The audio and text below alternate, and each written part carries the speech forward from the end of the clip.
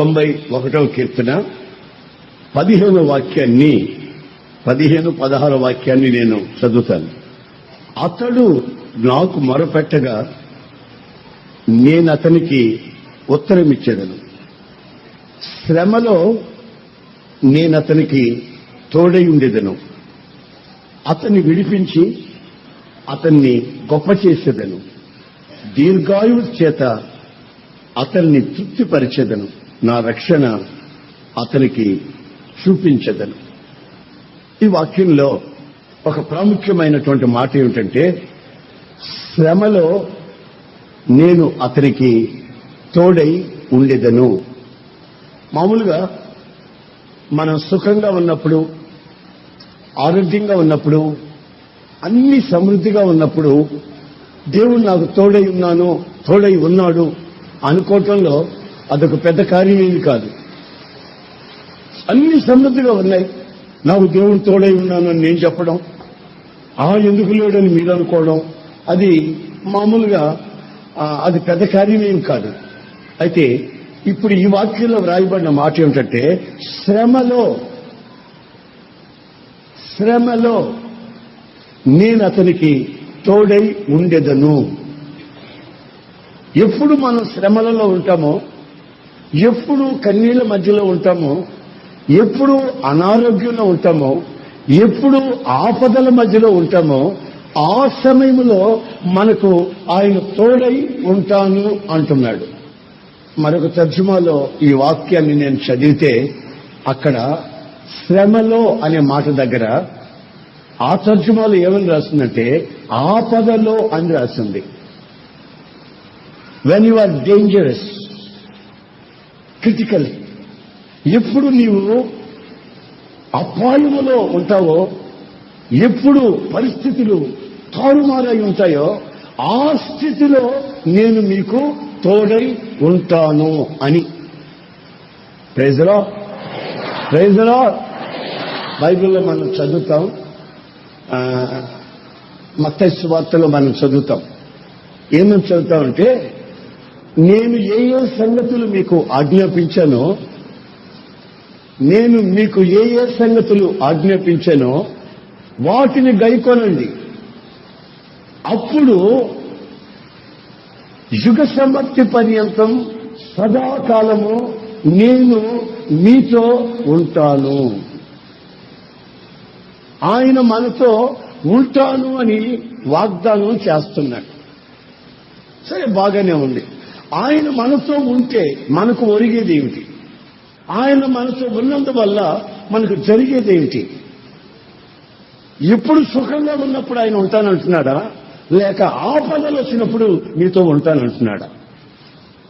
మామూలు సమయం కంటే కూడా ఆయన వాగ్దానాన్ని అనుభవించవలసింది ఎప్పుడంటే, ఎప్పుడు మనం సమస్యల్లో, ఎప్పుడు మనం శ్రమలలో, ఎప్పుడు మనం ఆపదల్లో ఉంటామో అప్పుడు ఆయన మనతో ఉండి మనల్ని కాపాడుకోవడంలో ఉన్నటువంటి ఆ ఆనందం మామూలుగా ఉన్నప్పుడు మనకు కలగదు.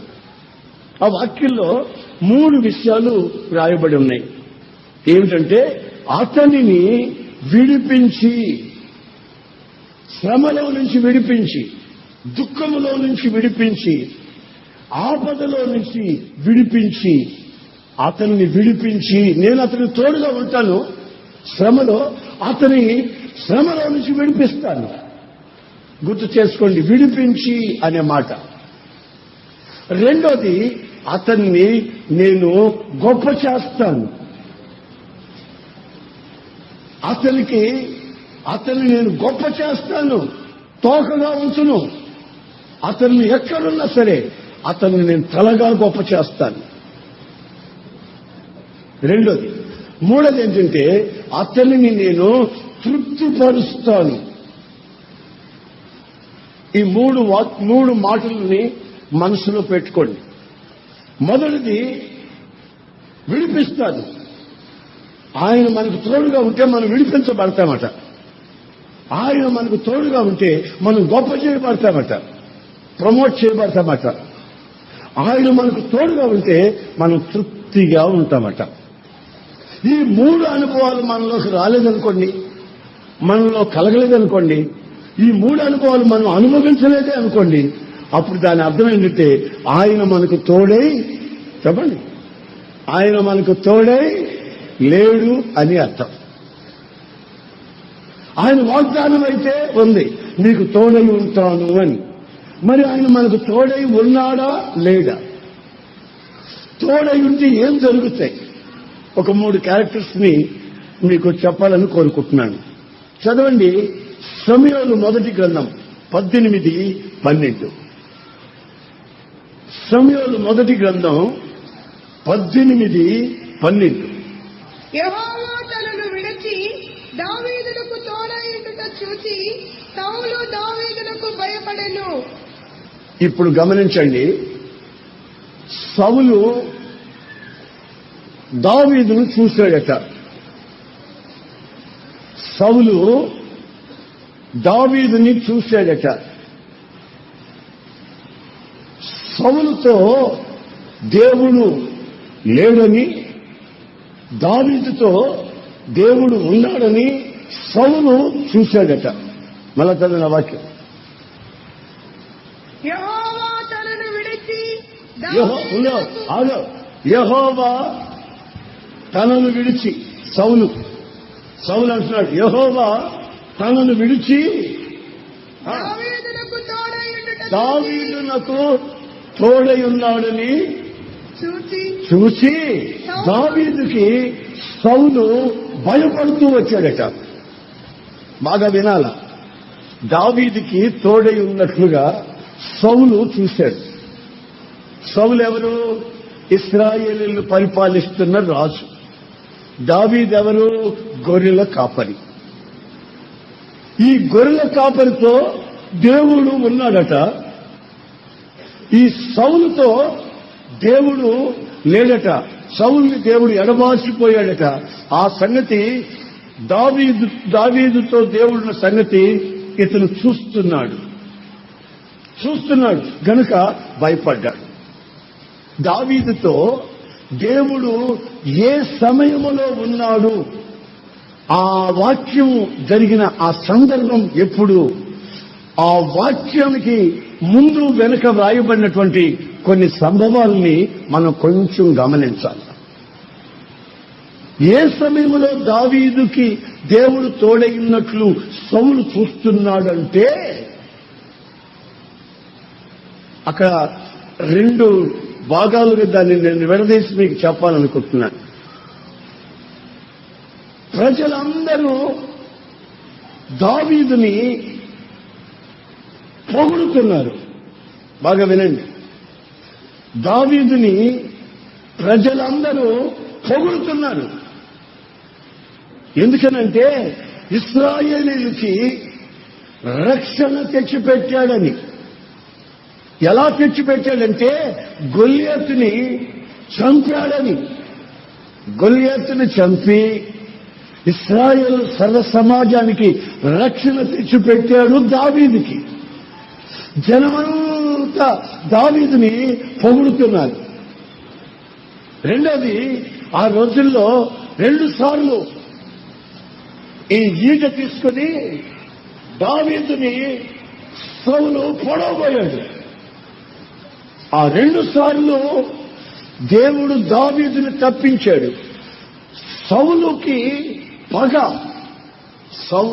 సౌలుకి దావీదుని చూస్తే పగ ఎందుకు వచ్చిందో తెలుసా? ఇతను మహా అద్భుతముగా ఫిడేలు వాయిస్తున్నాడు, ఇతన్ని జనమంతా పొగుడుతున్నారని, ఇతను యుద్ధ వీరుడని, ఇతనితో దేవుడు ఉన్నందువల్ల 2 సంభవాలు జరుగుతున్నాయి చూడండి. ఒకటి, తన ప్రాణం మీదకి శత్రువు వస్తున్నాడు. ఎందుకో తెలుసా? ఇతను గిఫ్టెడ్ గనుక. నీవు దేవుని వరం కలిగి, ప్రార్థనా పరురాలువై, ఉపవాసించగలిగి, దైవ భక్తిలో పెరుగుతూ, నలుగురి దగ్గర మన్నన పొందుతూ, నలుగురి దగ్గర గౌరవాన్ని పొందుతూ నీవు సంతోషముగా ఉన్న రోజున ఒక భయంకరమైన శత్రువు యొక్క విషం కక్కుతున్నాడు. సౌలు నా కూతురు నీకు ఇస్తాను రా అన్నాడు. చూశారండి. మళ్ళీ అదే సమయంలో ఏమంటాడు తెలిసిన, ఫిలిస్తీన్ల చేతిలో వీడు సావాలి, కూతుర్ని ఇస్తాను అంటున్నాడు, పెళ్లి చేసుకోరా అంటున్నాడు. ఆ బియ్యం మాటలు, ఆ పెళ్లి సంబంధించిన మాటలు మాట్లాడుతూనే ఉన్నాడు.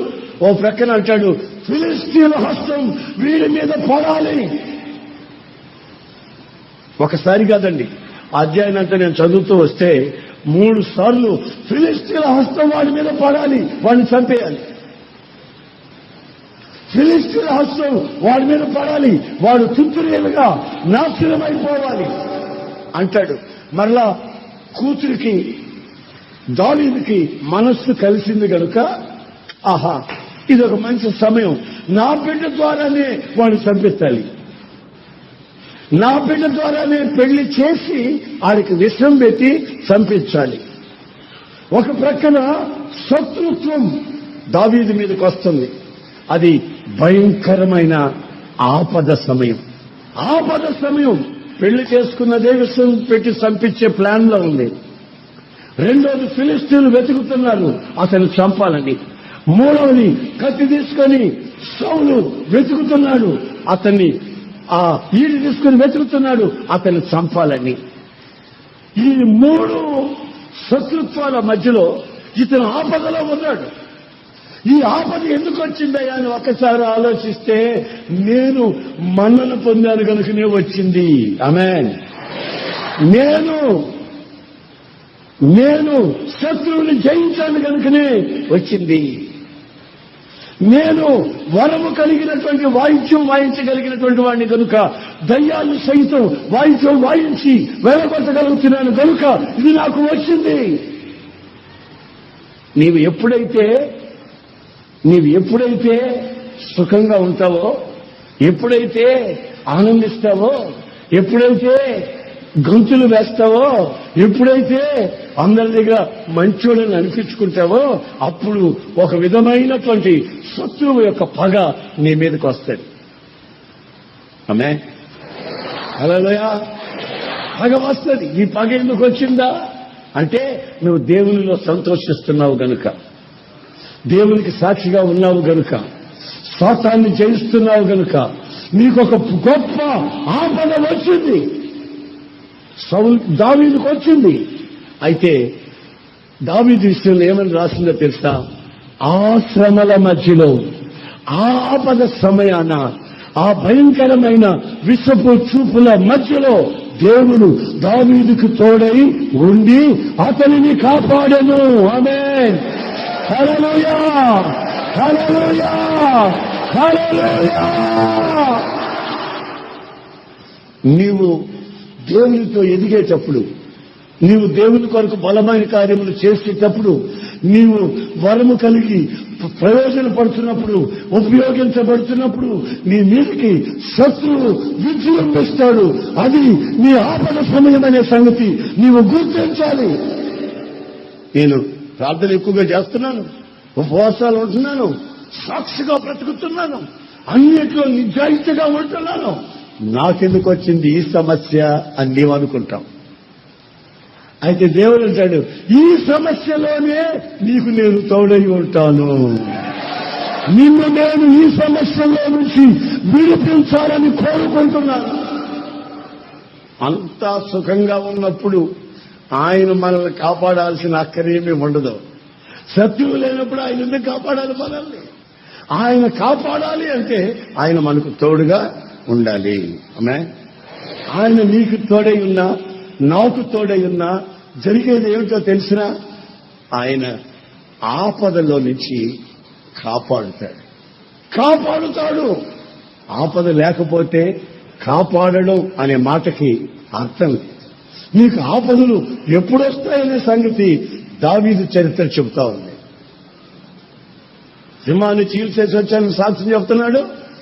భయంకరమైన ఆపద అతని మీద ఉంది. గొల్లియతును చంపానంటున్నాడు. భయంకరమైన ఆపద అవస్థ ఉంది. ఇశ్రాయేలును సంతోషించి ఆనందించి, మా ఇశ్రాయేలు సర్వ సమాజానికే రక్షణ తెచ్చిపెట్టాడు ఈయన అని వాళ్ళు పాటలు పాడి ఆనందిస్తున్నారు. ఆపద కనిపెట్టుకునే ఉంది. మామూలుగా మనం అంతా బాగా ఉన్నప్పుడు, మనకి ఇట్లాంటి ఆపదలు సడన్గా వచ్చాయనుకోండి మనకేమనిపిస్తుంది? ఇంత ప్రార్థన చేస్తుంటే మనకి శోధన వస్తుంది, ఇంత ఇంత బైబిల్ చదువుతుంటే మనకి ఇది వస్తుంది, దశం భాగం నమ్మకంగా ఇస్తున్నాం, మనకి నష్టం వచ్చింది, దేవునికి ఇవ్వాల్సిన బాగానే చేస్తున్నాం, మనకు ఈ అవమానం కలిగింది, చిచి అనవసరం ఇది అని మనకు అనిపిస్తుంది. నీవు ఇవన్నీ కరెక్ట్ గా చేస్తున్నావు గనుకనే సాతాను నీ ప్రాణం మీదకి వస్తాడు, నీ ప్రాణాన్ని అటాక్ చేస్తాడు, ఎదిరిస్తాడు. ఆ సమయంలో ఆయన నీకు చెప్పండి, ఆయన నీకు ప్రైజ్ ది లార్డ్, ఆయన నీకు ఆయన నీకు ఆయన నీకు ఆయన నీకు ఆయన నీకు ఆయన నీకు ఆయన నీకు తోడై ఉన్నాడు గనుక నీవే కంగారు పడు. నా ప్రాణం మీదకి వచ్చిందా, నా కుటుంబం మీదకి వచ్చిందా, అసలు నా జీవితం మీదకే వచ్చేసిందా, ఇన్ని మేళ్లు చేసిన తర్వాత కూడా నాకు ఇది వచ్చిందా? అట్లయితే దేవుడు నాకు చెప్పండి, అట్లయితే దేవుడు నాకు చెప్పాలి గట్టిగా, అట్లయితే నాకు దేవుడు తోడై ఉన్నాడు. కనుకనే ఈ సంవత్సరం ప్రారంభం నుంచి ఈ రోజు వరకు నీ ప్రాణాల మీదకి వచ్చిన సమస్యలు ఎన్నైనా ఆయన నిన్ను కాపాడి ఈ రోజున సజీవుల లెక్కలో నిన్ను ఉంచి ఉన్నాడు. దేవునికి స్తోత్రం. హల్లెలూయా, హల్లెలూయా, హల్లెలూయా. నీవు కాపాడబడ్డావు కనుకనే ఈ రోజు నీకు ఉన్నావు. లేకపోతే నీ పరిస్థితి ఏమైంది? ఆయన వాగ్దానం చేశాడు, ఏమని? నీకు ముందు నేను నడుస్తాను, నీకు ముందు నేను నడుస్తాను. ఎత్తైన ప్రాంతాలు ఉన్నాయి, లోయలు ఉన్నాయి, గట్లు ఉన్నాయి, రాళ్ళు రప్పలు ఉన్నాయి. అక్కడ నువ్వు తడుమాడకుండా, అక్కడ నువ్వు తత్తరిల్లిపోకుండా, అక్కడ నీ కౌలు జారకుండా నీ ముందు నేను నడుస్తాను. ఆ మెట్లన్నీ సరళం చేస్తాను, గుంటల దగ్గర పొడుస్తాను, ఎత్తుగా ఉన్న దగ్గర చెక్కేస్తాను. నువ్వు సమభూమిలో చక్కగా నడిచి ముందుకు సాగగలవు. నీకెన్నో ఆపదలు వచ్చాయి, నీ కుటుంబం ద్వారా నీకు ఆపదలు వచ్చాయి, నీ స్నేహితుల ద్వారా వచ్చాయి, బంధువుల ద్వారా వచ్చాయి, ఆర్థిక పరిస్థితుల ద్వారా ఇక ప్రాణం మీద విసికి వేస్తారిపోయావు. రకరకాల సమస్యలు, ఆపదలు నీ జీవితంలోకి వచ్చి తల చూపించాయి. అయితే దేవుడు ఏమంటున్నాడు తెలిసినా, మన దేవుడు ఏమంటున్నాడు తెలిసినా, నేను నీకు తోడై ఉన్నాను.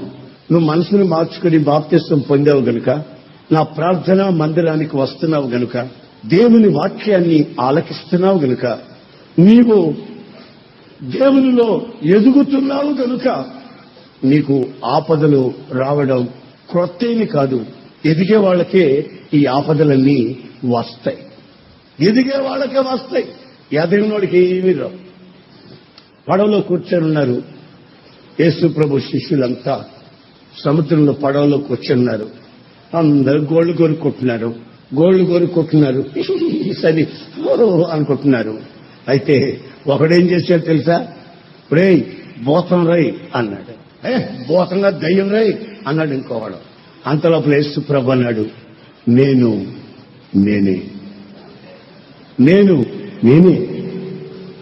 నీవే అయితే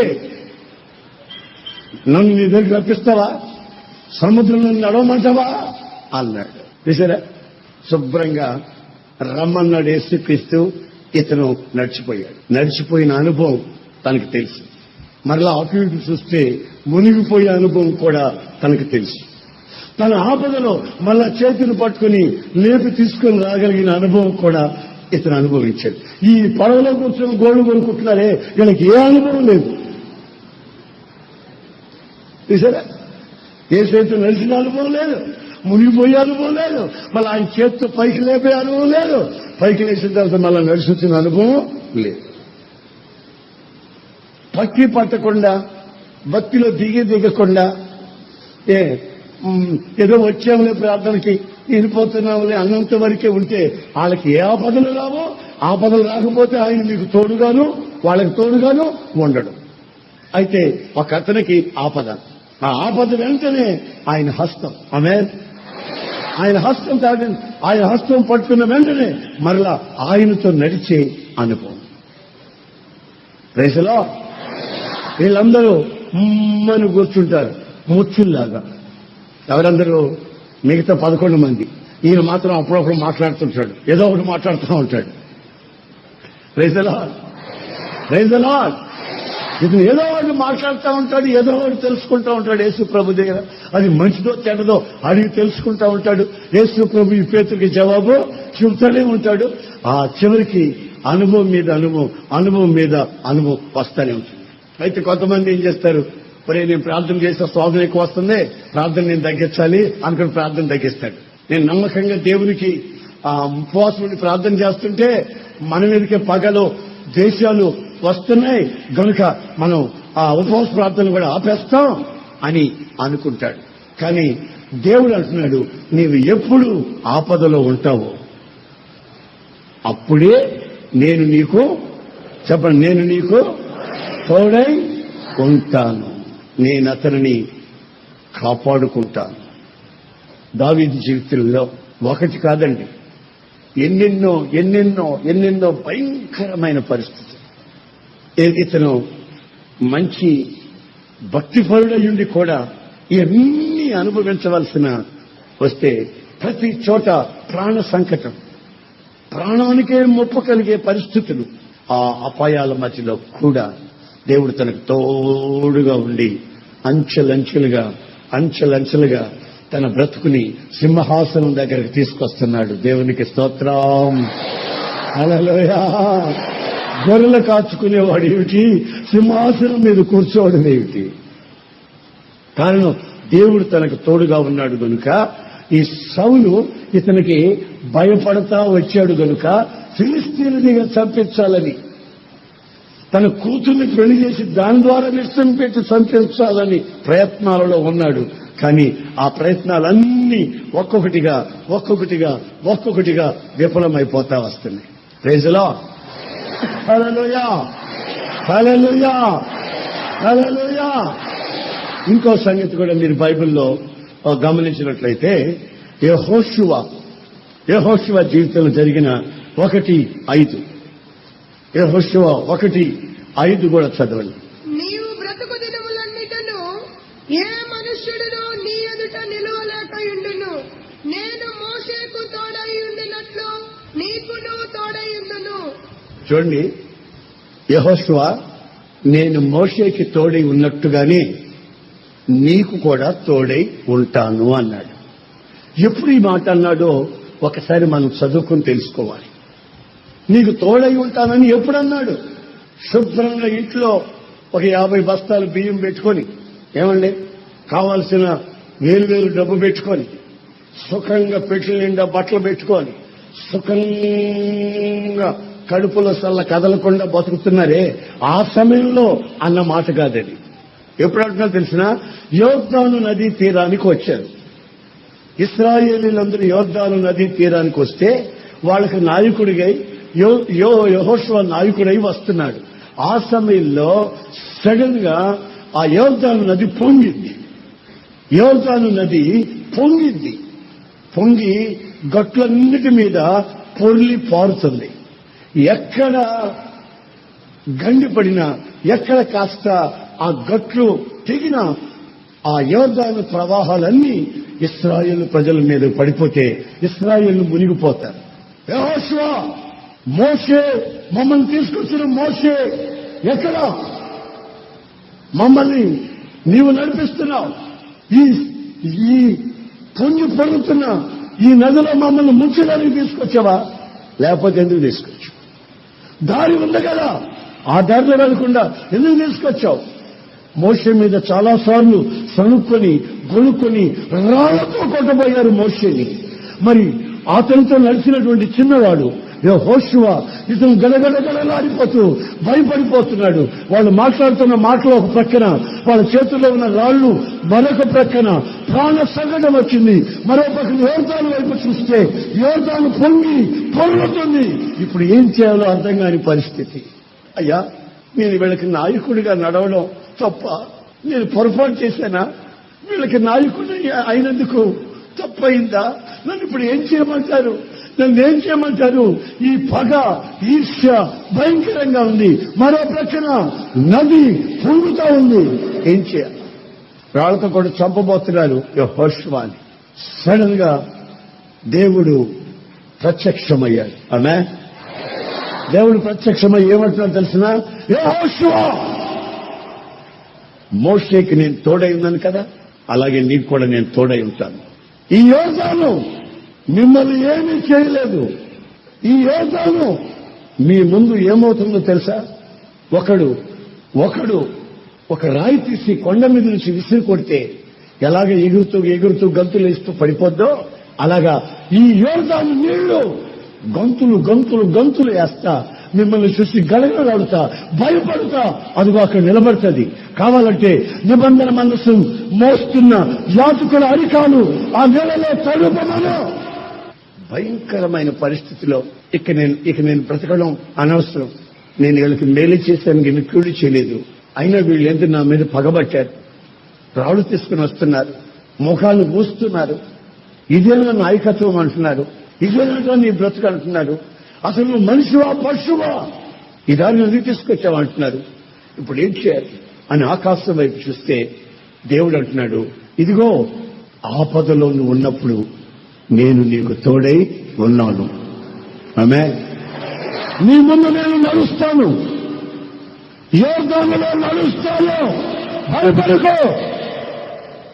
యాజకులారా, నిబంధన మందసం మీ భుజాల మీద ఎత్తుకోండి. ఎందుకయ్యా? ఎందుకో ఎత్తుకోండి బాబు, నా మాట వినండి. దేవుడు మనతో ఉన్నాడు. ఈ నీళ్లు మనం చంపేస్తాయని భయం కదా మనకు. ఈ ఆపదలు ఆయన మనతో ఉన్నాడు. నా మాట వినండి. ఈ మనసు పెట్టెత్తుకుని, యాజకులారా మీరు దేవుని స్తుతిస్తూ మీ అరికాలు ఈ నీటికి తగిలేటట్టు చేయండి. తర్వాత ఏం జరుగుతుందో మీరే చూడండి. దేవుడు మనతో ఉన్నాడు. ఆమె దేవుడు నాతో ఉన్నాడు. హల్లెలూయా, హల్లెలూయా. దేవుడుంటే ఈ బూతు మాటలు నిన్ను ఎందుకు అంటారా? నీకు దేవుడుంటే ఈ నష్టం ఎందుకు కలుగుతుందిరా? దేవుడుంటే ఈ అవమానం నీకు ఎందుకు కలిగిందిరా? దేవుడుంటే ఈ అపజయాలు ఎందుకు కలిగాయి? యెహోషువ అంటున్నాడు, అన్ని సమృద్ధిగా ఉన్నప్పుడు నాతో ఉంటానని దేవుడు వాగ్దానం చేయలేదు. నీ శ్రమలలో, నీ ఆపదలలో నేను నీకు తోడై నిన్ను విడిపిస్తానని ఆయన నాకు వాగ్దానం చేశాడు. గనుక ఈ సమయంలో నాకు తోడై ఆయన ఉన్నాడు. Praise the Lord. ఆమేన్. ఆ దైవ సేవకులు ఆ అంగీల మీద గనుక ఈ నిబంధన మందసం మోస్తున్న వాళ్ళు ఎప్పుడు అడుగు పెట్టారో సైన్యములకు అధిపతికి యెహోవా అడుగు పెట్టాడు. కనుక ఆయన పాదం తగిన తర్వాత మేము అక్కడ ఎలా ఉండగలం బాబు? మీరు సాగిపోండి. త్వరగా మేము పోము. మీరు ఎంత త్వరగా పోతారో ఎంత నిదానంగా పోతారో నాకు అనవసరం. మీరంతా పోయిన తర్వాత మేము ఇట్లా పారుతాం. అప్పటి వరకు నిలబడుకొని ఉంటాం. రమ్మంటుంటే రానా? అక్కడ గంతులేస్తా ఉంది, ఉరుమురి చూడటం మానేసింది. ఇక్కడ గంతులేస్తా ఉంది, ఊగుతా ఉంది, ఆడుతా ఉంది. అంతేగాని మొత్తం నిన్ను ముందుకు మాత్రం ఒక్క అడుగు వేయట్లేదు నది. కారణం ఏంటంటే దేవుడు వాళ్ళకి తోడుగా ఆపదలో, చెప్పండి, ఆపదలు మామూలు సమయంలో కాదు, ఆపదలో వాళ్ళతో ఆయన ఉన్నాడు. మేము చూసాము, మేము భయపడిపోతాము. దావీదుతో దేవుడు ఉండటం చూసి సౌలు భయపడిపోయాడు. ఆవిడ చంపేదానికి ఇష్టపడలే. ఫిలిస్తీన్ల దగ్గర చంపేద్దామా, కూతురు దగ్గర చంపేద్దామా అనే ప్లాన్ లో ఉన్నాడు. అయినా దేవుడు ఆశ్చర్య రీతిగా దావీదును కాపాడుతూ వచ్చాడు, సింహాసనం ఎక్కాడు. అలాగే ఈ యెహోషువ రోజుల్లో కూడా యెహోషువ అనే నాయకుని తన ప్రజల్ని ఎంత జాగ్రత్తగా కాపాడాడంటే అంత జాగ్రత్తగా కాపాడి ఆ యోర్దాను అద్దరికి వాళ్ళని తీసుకుని వెళ్ళాడు. కొందరు అప్పటికే నేను చస్తే బాగుండు, మాకు ఐగుప్తుల సమాధులు లేవని ఎక్కడ తీసుకొచ్చావా, నాకు బుద్ధి ఉందా లేదా నీకు, నాయకుడు అంటే ఇట్లా ఉంటారు అంటే ఇతను కూడా పాపం చాలా బాధపడిపోయి కృంగిపోయి ఏమిటి శోధన, ఏంటి ఆపద, ఏంటి పరిస్థితి అని కృంగిపోయినప్పుడు ఆయన అంటాడు, నేను మోషేకు తోడుగా ఉన్నానే, అలాగే నీకు కూడా ఉంటాను. ఆమేన్. దావీదుకు తోడుగా ఉన్నానే, అలాగే నీకు కూడా ఉంటాను. Praise the lord. ఇస్సాకుకు తోడుగా ఉండి అతను విత్తనం వేస్తే దాన్ని నూనంతలుగా ఫలించేటట్టు చేస్తేనే, అలాగే నీతో కూడా నేను ఉంటాను. ఇస్సాకు ఎప్పుడు విత్తనం వేసారో తెలుసా?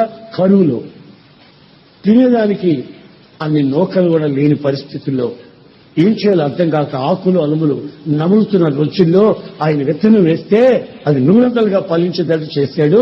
ఎందుకు చేశాడంటే, ఇస్సాకు నేను నీకు తోడుగా ఉంటున్నాను. Praise the Lord. Praise the Lord. Hallelujah. మరొక సంగతిని మీకు చెప్పాలని కోరుకుంటున్నా. అపోస్తల కార్యాలు 7వ అధ్యాయం చదవండి. అపోస్తలులు 7, 9, 10. ఆ గోత్రకర్తలు మత్సరపడి యోసేపును ఐగుప్తులోనికి పోవటకు అమ్మివేసిరి, కాని దేవుడు అతనికి తోడయుండి అతని శ్రమలన్నిటిలో నుండి తప్పించి దయను జ్ఞానమును ఐగుప్తు రాజైన ఫరో ఎదుట అతనికి అనుగ్రహించినందున ఫరో ఐగుప్తులకు తన ఇంటి అంతటికి అతనిని అధిపతిగా నియమించెను. చూడండి, యోసేపు జీవిత చరిత్రలో ఒక సంఘటన మనకిక్కడ వివరిస్తుంది. ఈ అపోస్తల కార్యం 7, 9, 10లో యోసేపుని సొంత అన్నలు, సొంత సోదరులే ఆడు మంచి చొక్కా వేసుకున్నాడని, రంగుల చొక్కా వేసుకున్నాడని ఆడి మీద పగబట్టి పళ్ళు పట్టపట్ట కొరికి ఆయన తీసుకెళ్లి గోతులు వేసి, ఆయన తీసుకెళ్లి మరలా ఆ అన్యులకి అమ్మి, ఆళ్ళు తీసుకెళ్లి మరలా సంతలో పెట్టి మారుబేరం చేశారు. ఇలాగా అంచెలంచెలుగా జీవితంలో దెబ్బలు తింటూ వస్తున్నాడు. చివరికి ఎక్కడికి వచ్చాడంటే, ఒక పౌరు స్త్రీ అతని మీద వేసిన నిందను బట్టి జైల్లో ఇప్పుడు దెబ్బలు తింటూ మూలుగుతూ పడి ఉన్నాడు. Praise the lord. మూలుగుతూ పడి ఉన్నాడు. ఈ పడిన వాడిని ఫరో పిలిపించి అతని సింహాసనం దెమ్మని సింహాసనం మీద కూర్చోబెట్టేశాడు. ఏది? ఇంట్లోనే అవమానాలు, సొంత ఇంట్లో పుట్టిన ఇంట్లోనే అవమానాలు. అన్నలే అమ్మారు, మరలా మారుబేరాలు చేశారు. ఆ పనికి మాలు దాని ఇంట్లో పనిచేశాడు. ఆ మనిషి నింద వేసింది. జైల్లో అన్యాయమైన శిక్షని అనుభవిస్తున్న రోజులలో యోసేపుకు జరిగింది ఏమిటి అంటే, రాజుగారు పిలిచి సింహాసనం మీద కూర్చోమంటున్నాడు. ఏమిటి బాబు అంటే, నా ఐగుప్తి దేశం అంతటి మీద నిన్ను అధిపతిగా నేను హెచ్చిస్తున్నాను, దేవుడు నీకు తోడై ఉన్నాడు. Praise the Lord. హల్లెలూయా. భయంకరమైన ఆపద. ఈ జైల్లో నుంచి నేను బయటపడనా? ఈ జైల్లోనే నాకు జన్మ ఖైదీగా పిలిచి ఈ జైల్లోనే నేను చనిపోయేటట్టు నిర్ణయించారు కదా, నాకు విడుదల లేదు. నా అని పిలుచుకునే వాళ్ళు ఎవరు నాకు లేరు. నన్ను ప్రేమించే వాళ్ళు లేరు. నాకు జరిగింది ఏంటో వినేవాళ్ళు లేరు. నేను చెప్పుకునేదానికి నాకెవరు లేరు అని తన జీవితంలో తను ఒక్కడే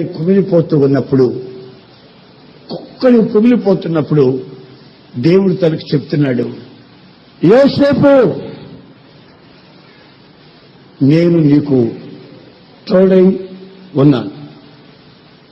ఈ ఆపదలో నేను తోడై ఉన్నాను. నీకు చిన్నప్పుడు ఒక కళ చూపించాను, గుర్తుందా? గుర్తుందయ్యా.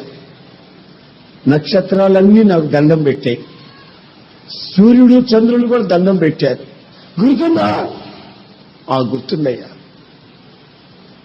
మరి నీకు చూపించిన కళలు మర్చిపోయి ఇలా కృంగిపోతావేమిటి? ఎప్పుడు నువ్వు అపాయంలో ఉన్నావో, ఎప్పుడు నీవు నలుదిశలా పగ ద్వేషం అనుభవిస్తున్నావో, అదిగో అప్పుడు నేను తోడుగా ఉండే దేవుణ్ణి. నీకు కబురు వస్తుంది, ఆమేన్. రాజుగారు పిలుస్తాడు, హల్లెలూయా హల్లెలూయా. నీతో దేవుడు ఉన్న సంగతి రాజుగారు చూస్తారు, హల్లెలూయా. నిన్ను సింహాసనం మీద కూర్చోబెడతాడు. ఈ అధికారం ఫరో యొక్క ఇంటి అధికారం, ఈ ఐగుప్తు దేశం యొక్క సమస్త అధికారాలు నీకు ఇవ్వబడతాయి. నీవు హెచ్చింపబడుతావు. యోసేపుకి ఏమీ అర్థం కావట్లేదు. వాగ్దానం ఏమిటంటే, నీవు ఎప్పుడు శ్రమలో ఉన్నావో, ఎప్పుడు ఆపదలో ఉన్నావో అప్పుడు నిన్ను హెచ్చిస్తాను, ఆమేన్, హెచ్చించుతాను. ఉన్నత స్థాయికి నిన్ను తీసుకొస్తాను, హల్లెలూయా. ఉన్నత స్థాయికి నిన్ను తీసుకొస్తాను, హల్లెలూయా. ఉన్నత స్థాయికి నిన్ను తీసుకొస్తాను, హల్లెలూయా. ఎప్పుడు నీవు అవమానాల పాలవుతున్నావో అప్పుడు నిన్ను తీసుకొస్తాను. ఈ మధ్య ఎవరో నన్ను అడిగా, ఏమంటే దేవుడు నిన్ను బాగా హెచ్చిస్తున్నాడండి, నీ సంఘం బాగానే వర్ధిల్లిపోతుంది, హెచ్చిస్తున్నాడు ఏంటండి, అసలు రహస్యం ఏంటి అని అడిగాడు ఒక అతను. నేనన్న మాట ఏంటంటే, నా మీద పగబట్టే వాళ్ళు ఎక్కువ మంది, పెదాలు తీసేవాళ్ళు ఎక్కువ మంది, నన్ను విషపు చూపులు తీసేవాళ్ళు ఎక్కువ మంది, నా మీద నిందలేసేవాళ్ళు ఎక్కువ మంది. కనుక దేవుడు ఆ ఆపదల్లో, ఆ అవమానాల మధ్యలో, ఆ నిందల మధ్యలో నన్ను ఆయన హెచ్చిస్తున్నాడు. ఆయన వాగ్దానం నెరవేర్పు. దేవునికి స్తోత్రం. వాగ్దానం నెరవేర్పు. హల్లెలూయా హల్లెలూయా. ఆమేన్ ఆమేన్ ఆమేన్. యోసేపు జీవితంలో దేవునితో తనకున్న అనుబంధం, యోసేపుకి దేవునికి యోసేపుకున్న అనుబంధం. ఆయన వాగ్దానం చేశాడు, నిన్ను నేను హెచ్చిస్తాను, లేక గొప్ప చేస్తాను. ఎంతవరకు గొప్ప చేస్తాడు తెలుసా? ఓ రోజున ఫరో యోసేపుని కాల్ చేశాడు, పిలిచాడు. పిలిచిన వెంటనే ఏం చేశాడు తెలిసిన? Hello Joseph, come here. గడగడలాడుతూ దగ్గరికి వెళ్ళాడు. ఆయన ఉంగరం తీసి, నీ చేయి చాపేలాగా, నీ చేయి చాపు. అయ్యా, ఉంగరం రాజుగారితో అడుగుతున్నాడు. జైల్లో నుంచి తీసుకుని వచ్చి, కన్నీళ్ల మధ్యలో నుంచి తీసుకుని వచ్చి, ఫరో ఆస్థానంలో జైల్లో నుంచి తీసుకుని వచ్చి, సర్వ ఐగుప్తు దేశానికి నీవు అధికారి, నా ఇల్లు వాకిల ఆస్తిపాస్తులకి నీవు అధికారి. నువ్వు నా ఉంగరం పెట్టుకో. ఉంగరం పెట్టు. తర్వాత ఏం చేశాడు తెలుసా? చదవండి. అది మీరు బైబిల్లో చదివితే మీకే ఆ సంగతులు తెలుస్తాయి. ఆదికాండం, జెనసిస్ 41:41. ఐగుప్తు దేశమంతటి మీద నిన్ను నియమించి ఉన్నానని యోసేపుతో చెప్పాను. మరియు ఫరో తన చేతినున్న తన ఉంగరం తీసిపెట్టాడా? తర్వాత సన్నటి నారబట్ట, ఫైన్ లినన్ నారబట్టని, సన్నటి నారబట్టను తీసుకుని వచ్చి అతనికి తొడిగించి మరలా ఏం చేస్తే తెలిసిన? జోసెఫ్, కొంచెం తల ఎలా వచ్చు. అయ్యో ఎందుకయ్యా? ఇదిగో బంగారు చైన్, గోల్డ్ చైన్ నెక్లెస్ మెళ్ళ వేశాయి. గోల్డ్ చైన్ మెళ్ళ వేశాయి. అంతటితో వదిలిపెట్టకుండా, నా రథం ఉందా? ఉందయ్యా. ఇంకో రథం ఉంది చూడు, రెండో రథం. ఆ రథం తీసుకురండి. నీ రథం ఎందుకయ్యా? తీసుకురండి రా. ఆ రథం తీసుకొచ్చాడు. ఆయన రెండో రథం. ఆ రెండో రథం మీద జోసెఫ్ శ్రీరామ్ ఎక్కడ కూర్చో. ఆ రథం మీద కూర్చో. ఏంటయ్యా ఇదంతా? రథం మీద ఎక్కడ కూర్చో. రథం మీద ఎక్కువచ్చింది. ఊరంతా ఊరేగించండి రా. ప్రజలకి బోర్ల ఊరి చెప్పండి. యోసేపు ముందు అతనికి వందనాలు చేసుకుంటూ బోర్ల పడుతూ నడవమని చెప్పండి. వందనాలు జోసెఫ్కి, వందనాలు జోసెఫ్కి, వందనాలు అని చెప్పండి రా. జోసెఫ్ ఏమన్నా నాకు జిందాబాద్ చెప్పమని డబ్బులు ఇచ్చాడా? నేను నడుస్తా ఉంటాను, నా పేరు చెప్పి జిందాబాద్ జిందాబాద్ అని అరవనరా అని తాగుబోతుల కింద డబ్బులు ఇచ్చి అనిపించుకున్నాడు.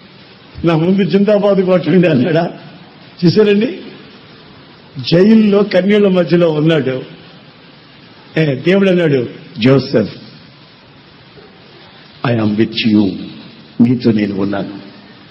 Don't worry, don't struggle, I am with you, నీతో ఉన్నాను నేను. నాతో ఉన్నవాయ్యా, మరి ఏం చేస్తావు? నిన్ను నేను హెచ్చిస్తాను. బానిసగా ఈ దేశానికి వచ్చావా? నిన్ను ఇక్కడే హెచ్చిస్తాను. ఎంతవరకు అయ్యా?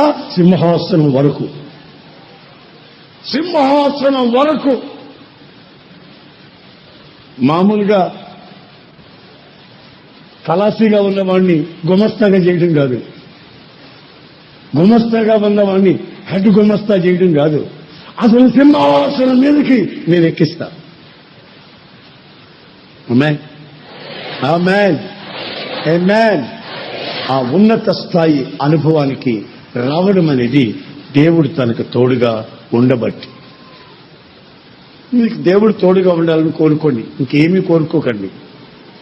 ఆపదలు వచ్చినప్పుడల్లా ఆయన తోడుగా ఉంటే మిమ్మల్ని హెచ్చిస్తాడు. ఆపదలు వచ్చినప్పుడల్లా ఆయన మీకు తోడుగా ఉంటే మిమ్మల్ని రక్షిస్తాడు, మిమ్మల్ని కాపాడుతాడు. ఆయన మీతో ఉంటే గ్రేట్ ప్రొటెక్షన్, ఒక గొప్ప కాపుదల మీకు కలుగుతుంది. అనవసరంగా ఆళ్లతోడు ఈళ్లతోడు కోరుకోకండి. మీకు ఉండవలసిన తోడు Yesayya. Amen, praise the Lord, praise the Lord. నాకెవరున్నారని మీరేమీ కంగారు పడకండి. ఎవరు లేనప్పుడే ఆయన మీ దగ్గరకు వచ్చేది. అందరూ ఉన్నారని ఇకిలిస్తూ ఉంటే ఆయన దూరంగా నిలబడుకుంటాడు. అందరూ నాకున్నారులే అని వీళ్ళతో ఇకిలింపులు సకిలింపులు ఇవన్నీ కలుగుతూ ఉంటే ఆయన దూరంగా ఉంటాడు. ఆ సకిలింపులు ఇకిలింపులు ఆపినప్పుడు, ఎవరిని దగ్గర లేనప్పుడు ఆయన నీ దగ్గరకు వస్తాడు. తృప్తి అనే మాట కూడా మనం ఆ మొదటి వాగ్దానంలో, ఈ నెల వాగ్దానం ఇది, ఈ నెల వాగ్దానం దేవుడు మీకు తోడుగా ఉంటాను అనేది ఈ నెల వాగ్దానం. దాంట్లో తోడుగా ఉన్న ఆ తోడులో ఆయన విడిపిస్తాడు, గొప్ప చేస్తాడు, తృప్తిపరుస్తాడు అనే మాటలు ఇమిడి ఉన్నాయి. ఇప్పుడు నేను కాపాడడం ఎట్లాగో దావీదు సంగతి చెప్పాను, యోసేపుని ఎలాగా హెచ్చించాడో అని కూడా చెప్పాను, ఏ సమయంలో అని చెప్పాను, యోసేపు పరిస్థితులు ఎలాగా అని చెప్పాను. తర్వాత యెహోషువ పరిస్థితులు కూడా మీతో వివరించాను. చివరిగా యాకోబు జీవితాన్ని ఒక మాట నేను చెప్తాను. ఒకే ఒక మాట చదవండి. యాకోబు జీవితాన్ని కూడా మనం ఒకసారి గమనిద్దాం. 28వ అధ్యాయం 15వ వాక్యం. ఇదిగో నేను నీకు తోడయుండి నీవు వెళ్ళు ప్రతి స్థలమందు నిన్ను కాపాడుచు ఈ దేశమునకు నిన్ను మరలా రప్పించదును. నేను నీతో చెప్పినది నెరవేర్చు వరకు నిన్ను విడువనని చెప్పగా. గమనించండి, ఈ యాకోబుని గురించి దేవుడు మాట్లాడేటప్పుడు, యాకోబు, నేను నీకు తోడుగా ఉండి నువ్వు వెళ్ళవలసిన చోటుకి నిన్ను తీసుకెళ్లి నీకు ఏ అపాయము రాకుండా నిన్ను నేను కాపాడుతాను అని చెప్తున్నాను. ఏ పరిస్థితిలో ఆ మాట చెప్పాడు? మీరు చదువుకోవాలి బైబిల్ ఇంటికి వెళ్ళినప్పుడు. ఏ పరిస్థితిలో ఆ మాట చెప్పాడు? ఏ పరిస్థితిలో చెప్పాడు తెలుసా? వాళ్ళ అన్న కత్తి నూరుతున్నాడు, వాళ్ళ అన్న గొడ్డలి నూరుతున్నాడు. నూరుతో ఏమంటున్నాడు తెలుసా? నానా, నీకు పొయ్యే కాలం దగ్గరకు వచ్చింది నాన్న. మీరు చదవండి, నా మాటల్లో మీకు చెప్తున్నా. నాన్న, నీకు పొయ్యే కాలం దగ్గరకు వచ్చింది నాన్న. ఏడుస్తా ఏడుస్తా ఏడుస్తా ఏడుస్తా సమాధిలో దిగి రోజులు దగ్గరకు వచ్చాయి నాన్న నీకు. ఇస్తాను ఏమిట్రా నువ్వు అనే మాటలు ఏ గంటమైందే నీ చిన్న కొడుకుని మొక్కలు మొక్కలు వేసి పోగేస్తాను అక్కడ అనుకుంటున్నావేమో. ఆశీర్వాదించి వాళ్ళని పంపిస్తావా? నాకు ఆశీర్వాదాలు ఏం మిగలదంటావా? అసలు నిన్ను నరకాలా? నిన్నెందుకు నరుకుతాను? నేను నరుకుతా అని నరుకుతాను అంటుంటే ఆ మాటలు తల్లి విని అన్ని ఇల్లు వదిలిపెట్టి వెళ్ళిపోమంటుంది. ఎప్పుడు ఇల్లు వదిలిపెట్టిపోయినోడు కాదు యాకోబు. బాగా వినండి. తల్లి చాటును తిరుగుతా ఉంటాడు. ఏసావు, ఈ ఏసావు గారినే ఆవిడ ఎంతసేపు దేశదిమ్మలోడు, ఇంట్లో పొరపాట్లు కూడా ఉన్నాడు. దేశదిమ్మలోడు తిరుగుతా ఉంటాడు. అక్కడ ఆ లేడి పిల్లను కొడతాడు, దాన్ని సీల్చి చల్లాడతాడు, దాని మాంసం కాల్చుకుని తింటాడు, వస్తాడు. ఇక్కడ దీంతో ఆడతాడు, కుందేలతో ఆడతాడు, అక్కడ పోయి ఇంకో దాంతో ఆడతాడు. రకరకాల పనులు దేశదిమ్మలో అడుగంతా తిరిగి రక్తం ఒలికించి ఆ మాంసం తిని ఇంటికి వచ్చేస్తాడు. మళ్ళా వేళకి ఇంటికి వచ్చి ఇంట్లో తింటాడు, మళ్ళా చేసి పెట్టినవి తింటా ఉంటాడు. దేశదిమ్మలోడు. ఈ యాకోబు ఉన్నాడే ఎప్పుడు ఇంట్లోనే. యాకోబుని గురించి బైబిల్లో రాసింది గుడార నివాసి అని. గుడార నివాసి ఎప్పుడు టెంట్లోనే ఉంటాడు. అమ్మ దగ్గర నాన్న దగ్గర ఉంటాడు. ఎప్పుడు వాళ్ళు అంటే బయటకు పోరా మగ పిల్లడు అంటే నువ్వు అంటాడు. మళ్ళీ ఇంట్లోనే తిరుగుతుంటాడు. వాళ్ళ అమ్మ నాన్న పక్కనే తిరుగుతుంటాడు.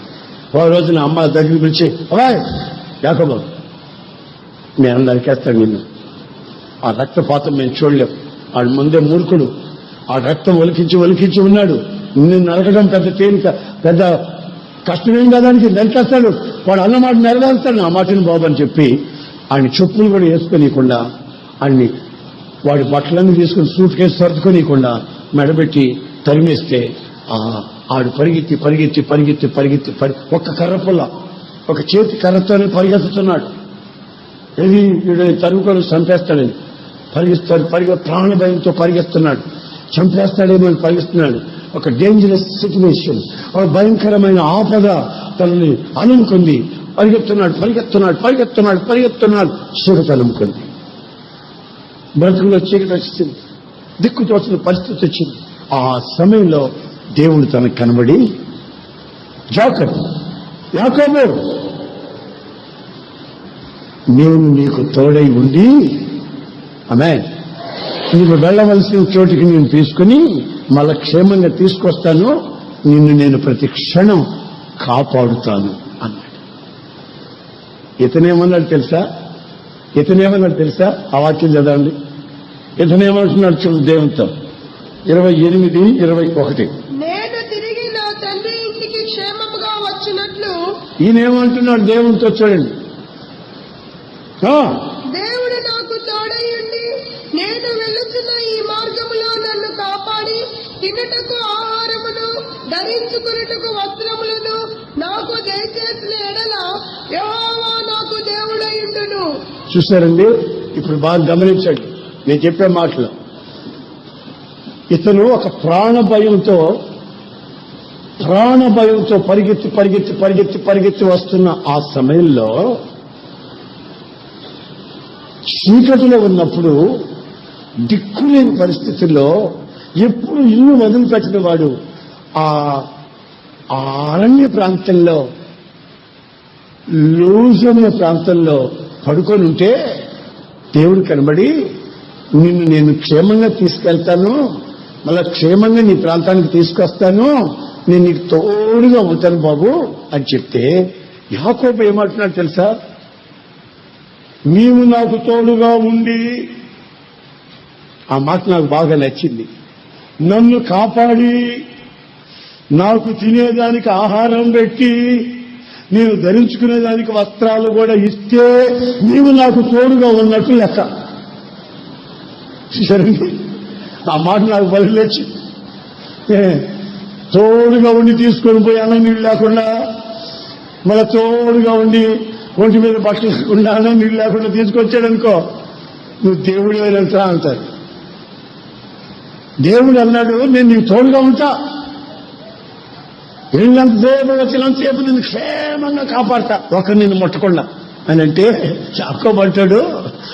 ఎవరు నన్ను ముట్టకుండా కాపాడటం బాగానే ఉంది, కానీ నాకు పోయినంత దూరం నాకు తిండి పెట్టి ఆమేన్ నాకు కావాల్సిన వస్త్రాలు ఇస్తే నీవు నాతో ఉన్నట్టు నాకు గుర్తు. ఏ మాట అన్నాడండి, నాకు ఆ మాట భలే నచ్చింది. అందుకని ఆయన వాగ్దానంలో ఈ మూడింటిని లింక్ చేశాడు. చూడండి, ఈ మూడింటిని లింక్ చేశాడు. నిన్ను కాపాడుతా, నిన్ను తృప్తిపరుస్తా, నిన్ను ఉన్నత స్థాయి అనుభవంలో పెడతా. ఆమె ఉన్న ఉద్యోగం తీసి అక్కడ కింద పడేసాడు అనుకో, నెమ్మది ఉంటుందండి. ప్రమోషన్ అయిందనుకో, నెమ్మది ఉంటుందా? ప్రమోట్ చేస్తా ఉంటే ఆనందంగా ఉంటుంది. నీ జీవితాన్ని ఆయన ప్రమోట్ చేస్తా ఉంటాడు. నీ జీవితానికి ఒక తృప్తి, సాటిస్ఫాక్షన్ నీ కలుగు చేస్తాడు. నీ జీవితానికి ఒక గొప్ప ప్రొటెక్షన్, కాపుదల ఆయన ఇస్తానంటున్నాడు. ఎందుకో తెలుసా? ఆయన బిడ్డలు మీరు కనుక. ఈ సంవత్సరంలో ఆఖరి నెలలో ఆఖరి వాగ్దానంగా ప్రభు ఈ మాట నీకు హెచ్చరిస్తున్నా. ఆయన మెటలు సరళం చేస్తా వచ్చాడు, లోయలు పూడ్చాడు, నిన్ను రాజబాటలో నడిచేటట్లుగా నడిపిస్తూ ఉన్నాడు. అంత మాత్రం కాక నిన్ను తృప్తిగా నీకు కావలసిన ఆహారాన్ని నేను చెప్పండి, ఆహారాన్ని పెడతా. ఆహారం పెడితే సరిపోద్దా? రోగం వచ్చిన ఆహారం తింటానండి. ఏమండి, రోగం వచ్చినట్టు పలావ్ ముందు పెడితే నేను బుద్ధి ఉందా, నేను తినొచ్చా, తింటే అరుగుతారా అంటాడు. నీకు ఆరోగ్యం ఇచ్చి, ఆమేన్, నీకు ఆహారం ఇచ్చి, హల్లెలూయా, నీకు వస్త్రాన్ని ఇచ్చి, హల్లెలూయా, నీకు ప్రమోషన్ ఇచ్చి, హల్లెలూయా, నిన్ను కను పాప వలె కాపాడుకుంటాడు. ఆయన నీకు తోడుగా ఉంటే. నేను ఈ రోజున ఎవరికి ఆయన తోడుగా ఉంటాడని నేను చెప్పట్లే, అదొక సబ్జెక్ట్. ఇది నేను ఇప్పుడు చెప్తున్నాను. ఆయన ఎవరికి తోడుగా ఉంటే ఏం జరుగుతాయి అది చెప్తున్నా. ఎవరికి ఆయన తోడుగా ఉంటే ఏమేమి అనుభవిస్తారు ఆ సంగతి నేను ఇప్పుడు మీకు చెప్పాను. గనుక మీకు తోడుగా ఉన్నాడో లేడో, ఈ ఆఖరి నెలలోనైనా, ఈ డిసెంబర్ నెలలోనైనా, ఈ సంవత్సరం సిగ్గుపడి పారిపోక మునిపే, మరో నూతన సంవత్సరం మనకి వెల్కమ్, సుస్వాగతం పలకక మునిపే మన బ్రతుకుని ఒకసారి ఆలోచించుకో. దావీదుతో ఉన్నాడట, యెహోషువతో ఉన్నాడట, ఇస్సాకుతో ఉన్నాడట, యాకోబుతో ఉన్నాడట, యోసేపుతో ఉన్నాడట. నిరీక్షణ లేని యోసేపు జీవితంలో చెరసాలలో నుండి సింహాసనానికి ఆ హెచ్చింపు మామూలుది కాదు. నా ప్రియమైన సహోదరులారా, అక్షరాల నా బ్రతుకులో నేను అనుభవిస్తున్న నగ్న సత్యం. నన్ను ప్రభు అలాగా కాపాడుతున్నాడు, ప్రభు నన్ను అలాగా హెచ్చిస్తున్నాడు, ప్రభు నన్ను అలా తృప్తిపరుచుతున్నాడు. ఒకప్పుడు నేను పడ్డ బాధలు నాకు తెలుసు. ఒక ఇంటికి మధ్యరాత్రి 1 గంటకి వెళ్ళాను నేను. వెళితే ఆ ఇంటి చిన్న గుడిసె, ఆ ఇంటి ముందు ఆరు బయట 2 పడుకున్నారు. ఆ ముసలాయిని లేపా, అయ్యగారని లేపా. ఏసన్ గారు ఎప్పుడు వచ్చాడు? నేను ఇప్పుడే వచ్చాను అన్నాను. సరే పడుకోండి అన్నాడు. పడుకోండి అని చాపేస్తాడు. ఆ ఇంటి ముందు, పేదోడు ఇంటి ముందు. ఆ తర్వాత చాపేస్తే దాని మీద కూర్చున్నా. నాకు నిద్ర పట్టట్లే, ఆకలికి నిద్ర పట్ల. తర్వాత ఆయన అది ఇది మాట్లాడుతూ భోంచేసేవా అన్నాడు. లేదన్నా. అరే అని ఇంట్లోకి పోయి ఆ ఉట్టి మీద పెట్టాడు. పళ్ళెం మీద పళ్ళెం మూత పెట్టింది. ఆ ఉట్టి మీద ఉన్నది ఆ చిన్న గుడిసెలో. ఆ ఉట్టి మీద ఉన్నటువంటి ఆ పళ్ళెం అట్లాగే తీసుకొచ్చి భోంచి, ఏమనుకోబాక నేను కలిపాను, తినలేక మళ్ళా పెట్టుకున్నాను పొద్దున్నే తిందామని. అది ఉంది, వేరే మనిషి అన్నం లేదు, మరి నువ్వు ఆకలితో ఉంటావు తినమన్నాడు. ఆ ముసలోడికి పళ్ళు లేవు. ఆడన్నం కలిపి ఆ ముసలోడు కలిపాడు. ఎట కలిపాడు? పళ్ళు లేవు కదండి, అందుకని బాగా తీసుకున్నాడు. సాంబారేసి బాగా తీసుకున్నాడు. అది కొంచెం తిన్నాడు, తినలేక మళ్ళీ అట్లాగే మూత పెట్టుకున్నాడు. పేదోడు వాడు పెట్టుకున్నాడు. నాకు పెట్టాడు తీసుకొచ్చి.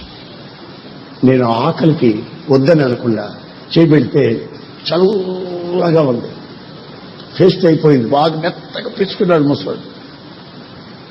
ఇక ఆ మెత్తగా పిసికిన ఆ అన్నాన్ని చల్లగా ఐస్ లాగా ఉంది చలికాలం, అది అలాగే నోట్లో పెట్టుకొని తిని అది మింగుడు పడకపోతే నీళ్లు మళ్ళా తాగిన రోజులు, ఆ అన్నం మింగుడు పడకపోతే మళ్ళీ నీళ్లు తాగిన క్షణాలు నాకు గుర్తు. అతను సారీ, క్షమించండి, వేరే అన్నం ఏం లేదు, నేను కలిపి పెట్టుకున్నదే ఉంది. ఆయనకు భార్య చచ్చిపోయినట్టుంది, పిల్లలు ఎవరు పట్టించుకోలేదు, 2 పిల్లలు. అందుకని ఆ గుడిసెలో ఆయన ఒక్కడే ఎవరినో పిల్లల్ని తీసుకుని వచ్చుకొని మనవడో ఎవరు మొత్తం మీద వాళ్ళిద్దరే ఉన్నారు. అంత వండుకున్నారు, 2 తిన్నారు. ఆయన తినలేక కలిపి పెట్టుకున్న అన్నాన్ని నా పెడితే నేను కళ్ళలో నీళ్లు పెట్టుకుంటానే ఉన్నాను. ఆ ఆకలికి ఉండలేక ఆ అన్నాన్ని తిన్నాను. అది 1977 సంవత్సరం. That is 1977. అప్పటికే నేను 10 సంవత్సరాలు ప్రభు సేవ చేస్తున్నాను. 10 సంవత్సరాలు అయింది అప్పటికే సేవలో. అయినా ప్రభు అలాంటి మార్గాల్లో నన్ను నడిపిస్తాడు. ఇప్పుడు కూడా నడిపిస్తున్నాడు అట్లాంటి మార్గాల్లో. ఎందుకో తెలుసా? ఆయన నాకు తోడుగా ఉండినట్లు. ఆమె ఆయన నాకు తోడుగా ఉండినట్లు. ఆ పరిస్థితిలో నుంచి అంచెలంచెలుగా ఆయన అన్నాడు, నేను నిన్ను హెచ్చిస్తాను. That's all. నేను నిన్ను కాపాడుతాను, నేను నిన్ను తృప్తిపరుస్తాను.